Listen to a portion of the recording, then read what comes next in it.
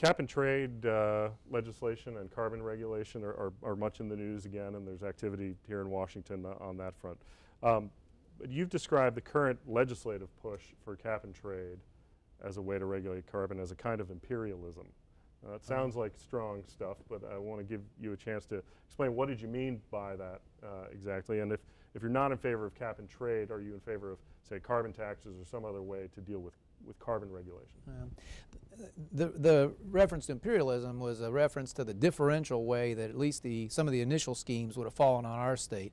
Massive cross-subsidy, raised the cost of utility bills, maybe double them in a state like Indiana, raised the cost of doing business, driving jobs out of our state, probably offshore, while leaving either untouched or even subsidized places like, well, California and elsewhere. So it's massively unfair.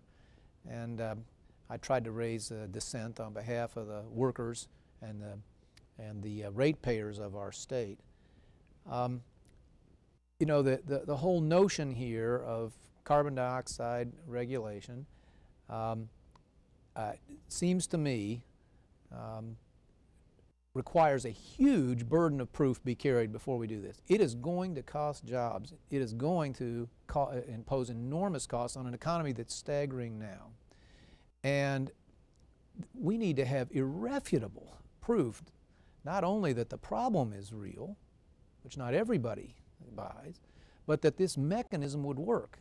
And I don't even reach the question of the science. I don't know. I read everything on both sides.